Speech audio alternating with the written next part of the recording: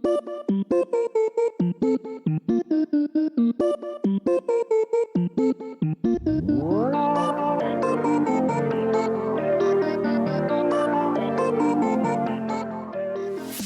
there, Rainbow Sprites. Welcome to Enthusiastic Encouragement and Dubious Advice, the podcast for folks who would rather curl into the fetal position than lean in. I'm your host, Patricia Tuttle.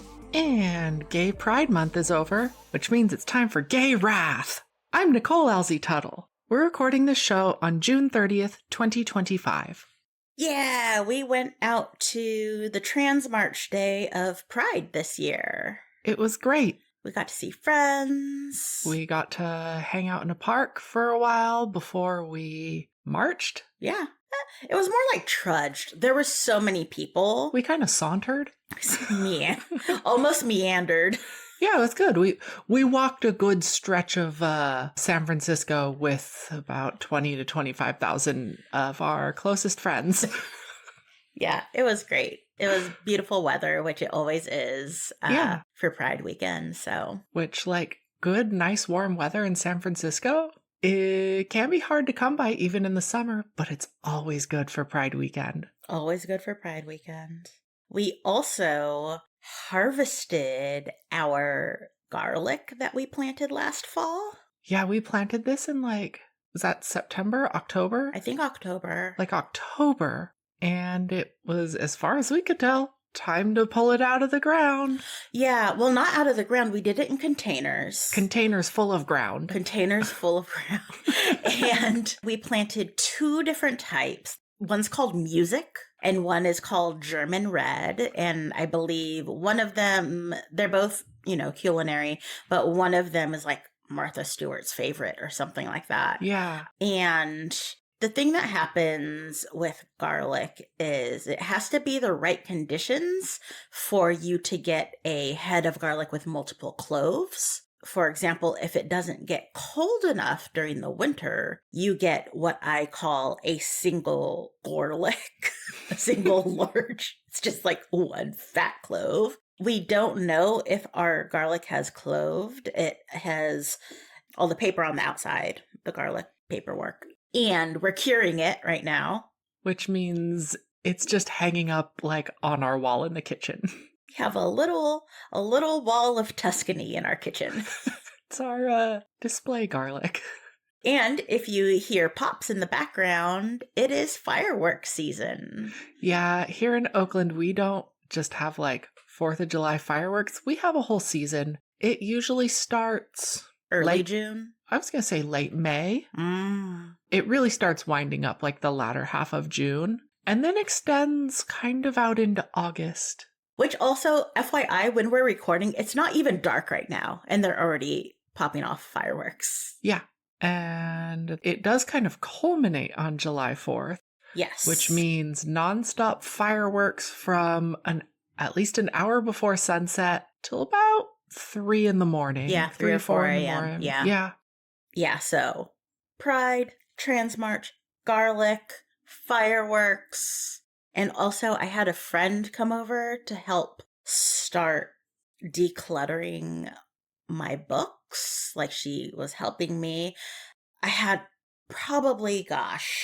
there are probably a couple hundred to a few hundred books on the floor that are just either books we purchased, but more often books from publishers. And some of them I read the audiobook, so I don't need the physical book anymore. I really needed to make the shelves, the bookshelves we have, more findable for what is actually on my radar to read next or coming up. And now we just have different piles on the floor.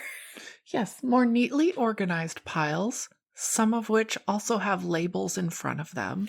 Yeah, and that's about 120 books are outgoing in different ways. They're going to friends or used bookstore or whatever. So there's a plan for these piles is what I'm saying. Yes. I look for I think it's important to note that these are not all books that we purchased. Correct. A lot of these are books because of your other podcast work that just show up to our house unannounced. Absolutely. We'll just open the door and there will be book outside. At least one, sometimes a whole box. Did we ask for them? Not always. But hey, I love books showing up and I love sharing them. So that was, my friend came over. She was over for like 8 hours or so. I don't know, maybe, yeah, about 8 hours. Yeah. And she also helped me take pictures of clothes to put on Poshmark, which if you are on our Patreon, you would know I've been dragging my feet on. So she helped a lot with that. Yeah, you all set up like a little cool photo studio situation for taking pictures. Yeah, we had a little picture taking factory going. Yeah, it was really amazing. I stayed out of the way.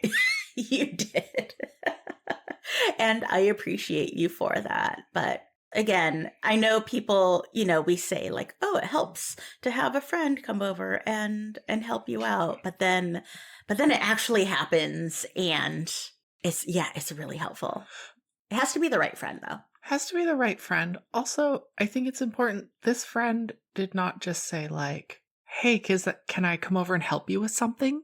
Yeah, she didn't just be like, let me know if I could do anything. Like, she was very direct. I am going to be in town on this day. I can help you declutter from this time to this time. Are you available? And I was like, yes, because that made me, when people are like, hey, let me know if I can support, let me know if I can do anything. I appreciate the sentiment. But that makes me feel like I then have to project manage that person and figure out something for them to do.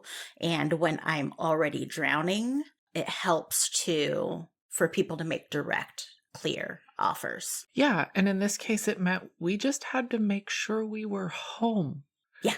And like, we were like, okay, we got to be home. And then it's like the stuff was already out basically. Yeah, I decided like what 2 projects are we working on? And then we ran with it. This is your regularly scheduled reminder that this is an independently run podcast. Downloading, sharing, and giving us reviews and ratings are free ways to show us support. And we really like support. Yeah, and if you don't know what to write in a review, you can also, give us many, many stars and write what you would love for us to talk about. Or tell us your favorite way to eat potatoes. Or, whatever. We love reading them. Oh my God, I would love to see just a whole suite of ratings that are like, I love Patricia and Nicole. They are amazing. Also, French fries are great. And then the next one's like, I can't believe Patricia and Nicole have been so awesome at this. I love a baked potato. This would be fantastic. Stars. Please do this. I'm actually waiting for one that is just like 5 stars, potato salad. just the type of potatoes. Amazing. I love it. Please do this. Please do this. This would just make this would just make us giggle uncontrollably. Yeah. And obviously we will share it with y'all. And also it is free. It is a free way to support us. And if you have a few bucks to donate, our Patreon memberships start at $3 a month. Even if you don't want to be super engaged with the content there, it's a way to make recurring donations to the show. No pressure. There are 3 tiers to choose from, but the top tier does have a limited quantity. You can also, I'll say this, you can also tell us about your favorite potatoes there. Yes, just everywhere. Potatoes everywhere. If we get enough people doing this, maybe we'll start a new segment, the Potato Corner. The Potato Corner. I don't know about that. No? Welcome to the Potato Corner. Thank you to our supportive potatoes. Our supportive potatoes. This week we're talking about our latest person. They love hash browns. I mean, I do love hash browns. Also, though, another way to support us is through our bookshop affiliate links. So any books we talk about, we link in the show notes, and we also link on our bookshop affiliate shop page, which you can find through our website, eatapod.com. Of course, everything is linked in the show notes. I try to make everything as findable as possible.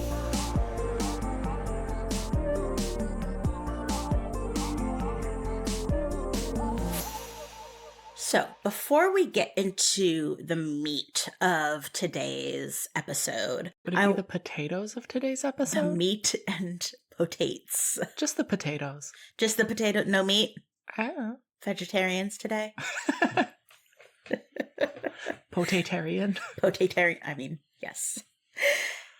I want to give a bit of background.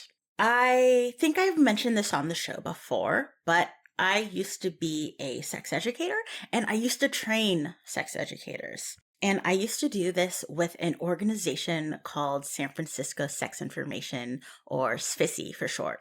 SFISI started in 1972. It was a switchboard where people could call and get unbiased, non-judgmental, confidential, evidence-based information about human sexuality, get their questions answered. Eventually, the switchboard, we also started having an email address, and people would email us from all over the world, even places that don't have this kind of information. Our email was kind of an underground thing. We would get, like I said, email from places that you wouldn't expect to be having our email or access to our website.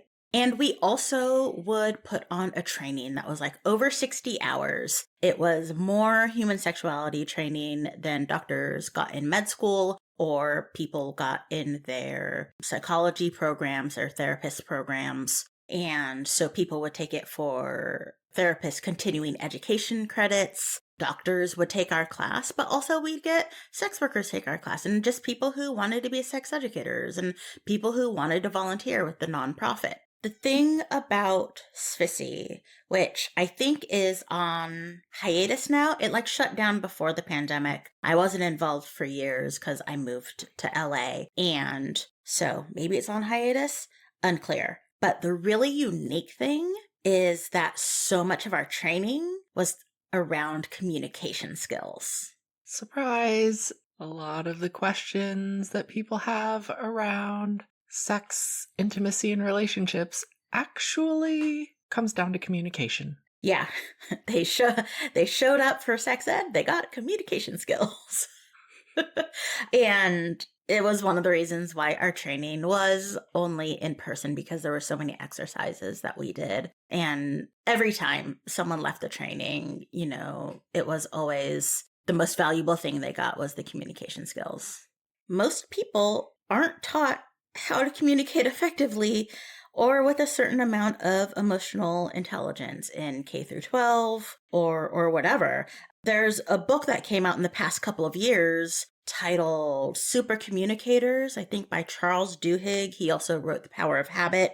And this book coming up was a wake up to me, because this is just how I have communicated for decades. But I realized this is new information for a lot of people. Yeah, most people don't get any kind of formal education in communication skills. I just happened to get a course in it when I was taking some extra classes at a community college at one point. Otherwise, I wouldn't have really gotten any. Most people learn from the people who raised them and from other adults in their life, like teachers or coaches. Some people learn from older siblings or cousins, but none of this guarantees that what they learn growing up is actually good communication skills. You learn communication skills, can't guarantee they're good ones.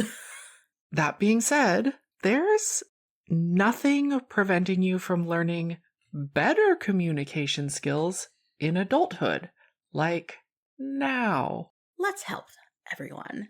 Let's start with I statements, and that's the I as in me, not I as in eyeball. Many people are often advising use I statements when you communicate, but no one is actually teaching folks what I statements are. Is this just like, I like cheese? I was going to start quoting Dochi, and that is not appropriate for this podcast. No, I don't think Dochi is, I think that might get us an explicit tag, my love. Yeah, okay. I like cheese. I like cheese. But no, that's not an I statement. That's not an I statement. Okay. Maybe we should look a little further into this then. Let's help people. Let's define what I statements are. Sure. I statements are a communication technique. So it's like the name of a specific style of communicating. It's not just a label for statements that start Any with old I. sentence. Any old I sentence. Yeah. And a lot of times this is used in conflict resolution, but it doesn't have to be like in a formal conflict resolution. This can just be in trying to communicate between two people, particularly if someone's doing something that makes the other person feel less good or feel great. Like when You can have positive I statements too. Yeah, when you bring me a hot drink in the evening while I'm curled up on the couch, that makes me feel great. So when we're talking about I statements, this is a communication technique that typically involves two parts. One part is a statement of something that happened or happens, and it starts with a phrase like, when you ... The other half is a statement of how it makes you, the speaker, feel. So this usually starts with the phrase, I feel, and you can do this in any order. Yeah, I think we learned while writing this script that we learned them in opposite orders. Yeah, I learned it to start with the when you and follow up with the I feel. And I learned, well, I'll give a couple examples. I put the I feel first. For example, I feel upset when you interrupt me, which could also, in your way, be when you interrupt me, I feel upset. Yes. Or I felt hurt when you didn't reach out on my birthday. Which could be flipped around too. When you didn't reach out on my birthday, I felt hurt.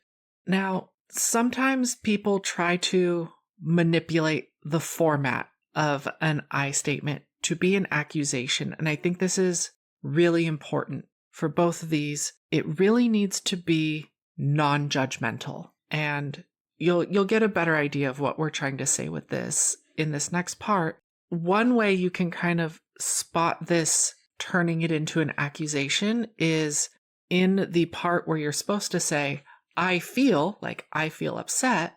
If the word you slips in there, that is kind of a sign of this being twisted around. So an example of the correct way would be like, I feel unheard. But if you were kind of twisting this up, it might come out like, I feel like you're not listening. So you see how the you slips in there like a you are not listening. Mm-hmm. In the feelings part, we're supposed to be talking about me, Mm-hmm. and suddenly it turned around. Another way you can test this is by replacing the word feel with the word think and see if the sentence still makes sense. Like if we started with the wrong way, which is like, I feel like you're not listening, and swapped out that feel for think, I think that you're not listening, versus I feel unheard, where we swap that out, it becomes I think unheard,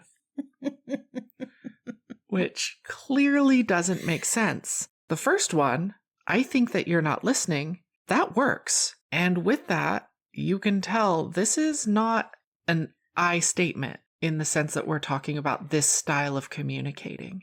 It's it's just pointing fingers. Yeah, I call this the California I statement, the tendency to use the word feel when a more appropriate and direct word might be think. It's the difference between I think you're immature versus that California I feel like you're immature. Both are name calling, but the second one is trying to deny ownership. Yeah, that's how we can pretend to talk about our feelings without actually talking about our feelings, and instead just be a little rude or a little shady. Yeah, or it's just being mean. It is, really. It's using it in this way is manipulative. It really is. Now, you can make I statements extra effective, if you want to be extra with them, by following that up with an expression of a boundary or a need. Like, I feel blank when blank, follow that up with, I would like blank. An example would sound something like, I feel upset when you interrupt me. I would like you to wait until I've finished speaking before you start. That is so blessedly clear. Yeah. Well, and I think that some people might take that clarity for aggressiveness, or, people aren't used to that kind of directness. Yeah. And at the same time, I know for me, and sometimes it really helps when someone is clear and you're not trying to read the subtext, or, Yeah. it's more accessible this way, I think is what I'm saying. You have a phrase, actually, that you like to use around this. That there's no such thing as mind reading? I mean, yes, but another one I've heard you say is clarity is kindness. Yeah, And that this one. is really clear. Yeah. And that is not my phrase. That's not? That's Brene Brown's phrase. Oh, no. It is the one good thing I have taken from her and I hold on to, because I do think clarity is kindness. And as she says, clear is kind and unclear is unkind. Basically, you not being clear is not setting up people up for success. Yeah, and I think in this case, like this style of communicating, what you're doing is expressing like how someone else's actions are impacting you in particular. Yeah. And that's really important when you're trying to make change in some way.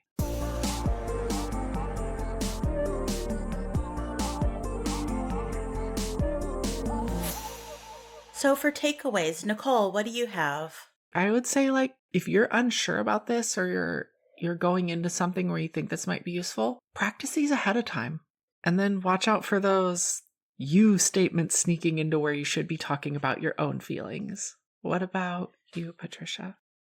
I have written down the same takeaway, which is I statements take practice. Huh. Yeah. You don't just wake up and make I statements. And be like, when you make dinner for us, it makes me feel loved. Or I guess I feel loved. I feel loved. I was going to say, I wasn't even in that statement. I still need to practice, everybody. Nicole, we have a little bit of extra time here. Oh, do we? We do. I want to know, what are you reading right now? Or have you read anything good lately? I'm actually wrapping up a book you mentioned on our episode from June 11th, which is Miss Major Speaks, Conversations with a Black Trans Revolutionary by Miss Major Griffin Gracie and Toshio Moronek. This one is interesting because it's kind of biographical, but it's done in an interview style, which I really appreciate, because the reader, you as the reader, really get to hear Miss Major tell a lot of her story in her own words, which is really fun. Yeah, there are some great moments in that book. That book came out just over 2 years ago, and it's a good one. Highly recommend. Yeah, I've been reading it as kind of my bedtime book, and oftentimes I let out a little laugh, and you have to stop whatever you're reading so that I can read you that little part. Yeah, you can't leave me out. What about you? What's going on in your book world? I actually want to share a book that I talked about, I think in the April All the Books episode, and I just want to mention it here for this audience. It is titled The Book of Alchemy, A Creative Practice for an Inspired Life by Suleika Jawad. It is a book about journaling. It's also a lot about cancer, FYI, but it's not a book that tells you how to make a journaling habit, or that you even have to, or it's not a book of just journaling prompts. She actually gets a lot of stories and anecdotes from a diverse crowd of people, musicians, writers, chefs, and they share anecdotes, essays, little stories, and then they have a related kind of writing prompt. So they tell their little story, and then the prompt might be, Tell me about a time when food wasn't just food, or tell me a teacher did that changed your life, or something like that. And even if you don't plan on writing any of the prompts, it's still a great read. I also recently did a reread of Her Majesty's Royal Coven and the second book, The Shadow Cabinet, because the third book comes out in the US on July 1st. We're recording this on June 30th, so tomorrow, although the audiobook is a bit delayed. And then the third book comes out in the UK on, what do we say, July 17th, I think. Yeah, that sounds about right. Yeah. So if you are a person who was a Harry Potter fan and you are an adult and you want books that are good and adult, Her Majesty's Royal Coven, A+. Yeah, I just started my reread of the first one in the series. I got my second one, the audiobook for the second one on, I think I already pulled it in from the library, and I can't wait to read the third book in the series to wrap that up. And also for my copy to arrive from the UK with the special sprayed edges and autograph so that I can complete the series in special sprayed edges and autographed versions. Yes, of course. But also, as you mentioned, the books on audiobook are delightful. Yeah, they're really good. Well read, yeah. Okay, Patricia, what's been filling your cup lately? Honestly, seeing how happy you were at Transmarch. I've mentioned before when we were in LA was so spread out and we had friends, but it was hard to really find community. And like being up at Transmarch really, Transmart, where you buy your Transmarch,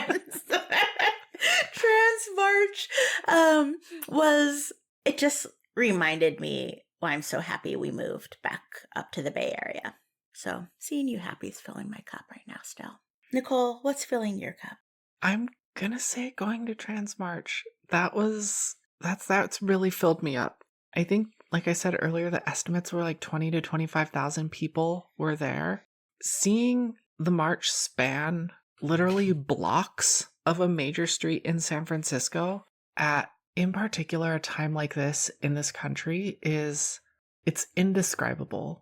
The joy that brings. Yeah. One of our friends said something that I loved, which was every Transmarch, they always see new genders they've never seen before or never imagined. And it reminds me of that meme that is like, yeah, every time you complain, we're going to make a new gender. Yeah, it's just, People are endlessly creative and expansive. And I love our community in that way. Like, we're so amazing. And like, I hate the way people talk about is, oh, we're so strong and resilient. But like, you can't stop us. Like, you can't take this away from us. We'll always be here. So like, we always have been, we always will be. There's nothing you can do about it. It's just another really cool thing that people do sometimes. Yeah. But seeing the support of that many people all coming together. And I mean, you were there. Not everybody that was there was a trans person. Yeah. It was also really cute to see all the parents there with like their signs and everything. And you could tell sometimes they came. Looking around, I saw there were clearly a couple people who like, they looked like total normies. They looked like they came from out of town and brought their like late teenage kid. Yep. There, just like, and you could tell they kind of were unsure, but they're like, this is important to my kid. Yeah. So we're here. Yeah. And like, we're going to support them. We love them. We don't always understand it, but we can tell this is really important to them. So we're here. Yeah, it was great. People giving free mom hugs, free dad hugs. Oh God, yeah. They show up at a lot of different events doing that, but it always makes me feel like someone's like chopping onions right under my face. That too. Well, that's our show for today. We'd like to thank our awesome audio editor, Jen Zink.